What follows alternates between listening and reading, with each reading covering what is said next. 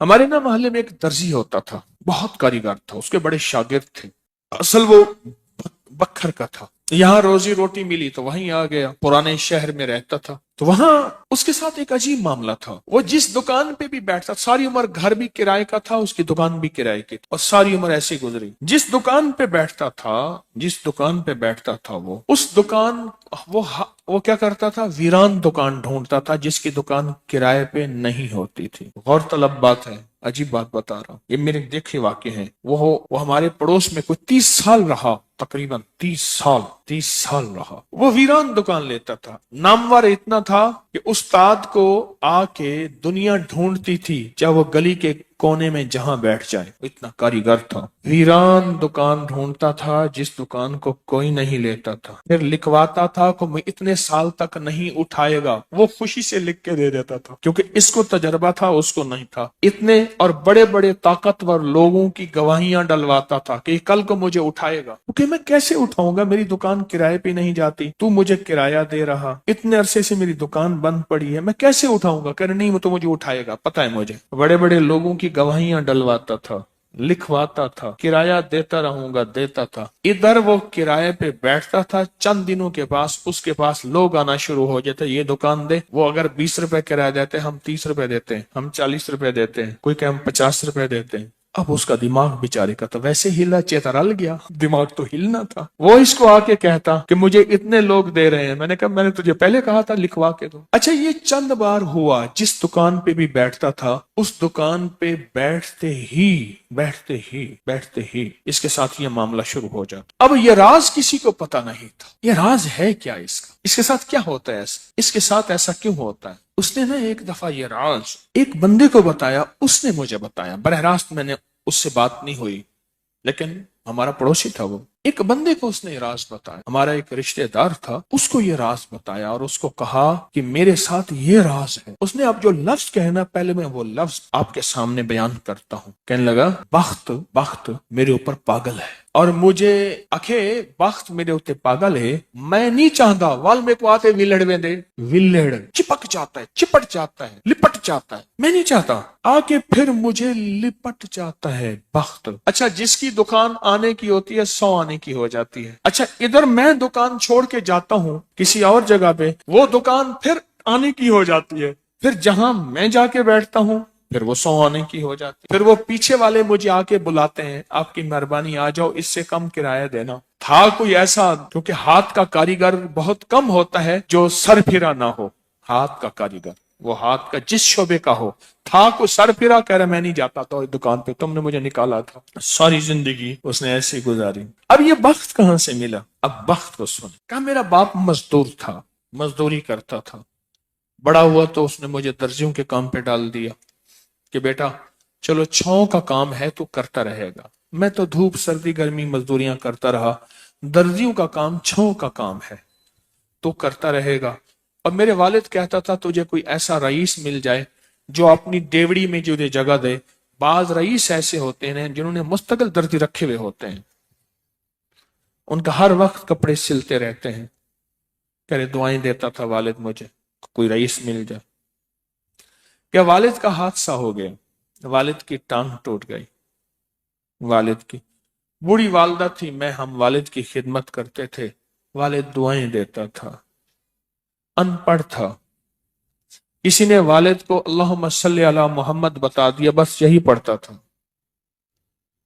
اور ٹوٹی پھوٹی قل ہو اللہ پڑھتا تھا، باقی کوئی ابا کو پتا نہیں تھا۔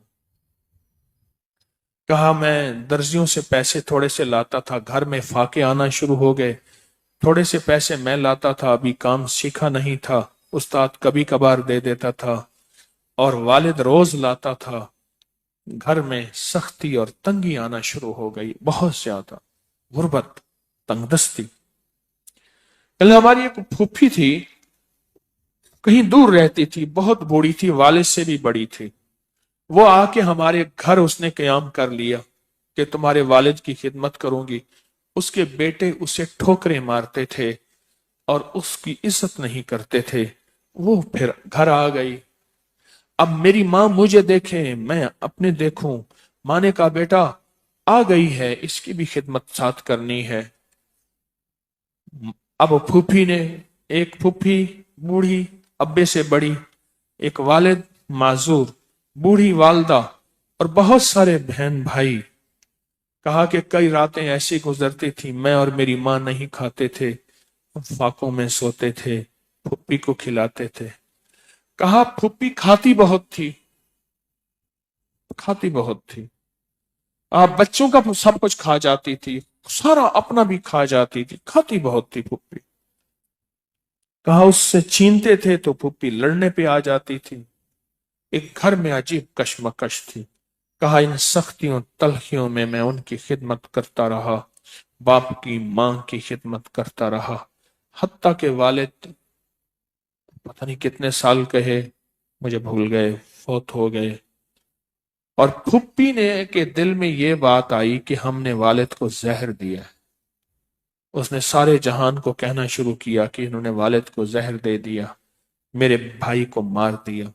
घर में रोटी भी खाती थी, बच्चों से छीन के भी खाती थी, चोरी छुपे भी खाती थी, दिन रात भी खाती थी, हमें बुरा भला भी कहती थी, लोगों के यहाँ शिकवे भी करती थी।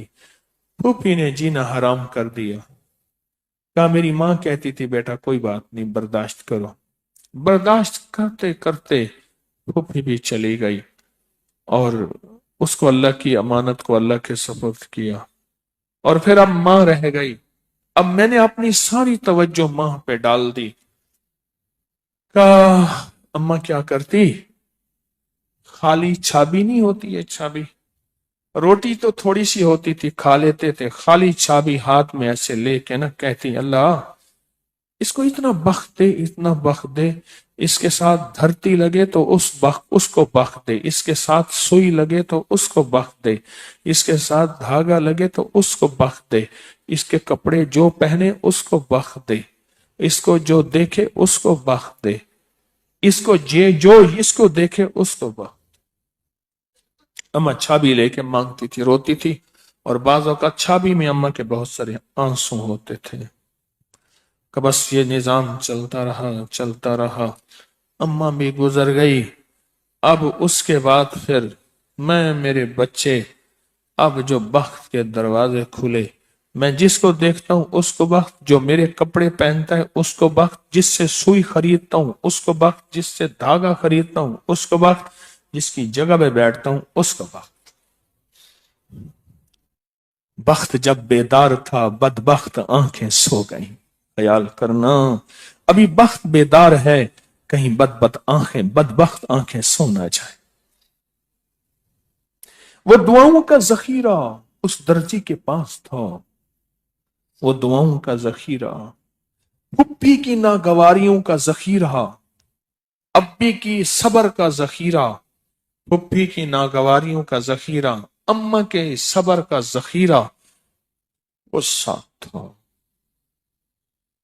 बस सहता रहा, चलता रहा, चलता रहा। अल्लाह के नाम आए अमाल में, अल्लाह के निजाम में लिखा जाता रहा। को तुझे कोई दुआएं दे नहीं रहा, ना दे, मेरे निजाम में तू उन लोगों में है जिनके साथ दुआएं मिलती हैं, जिनके साथ दुआएं लगती हैं, जिनके साथ दुआएं लिपट जाती हैं, तो उन लोगों में। हमें दुआओं का जखीरा चाहिए, हमें दुआएं चाहिए किसी की, हम किसी की दुआओं में आ जाएं। मेरे हजरत फरमाते थे नजर बद लगती है ना, खा जाती है, इस तरह अच्छी नजर भी लगती है। तुझे किसी अल्लाह वाले की अच्छी नजर लग जाए, तुझे मुर्शिद की अच्छी नजर लग जाए, तुझे माँ बाप किसी दुर्वेश की अच्छी नजर लग जाए, और नजर तेरा काम बना देगी।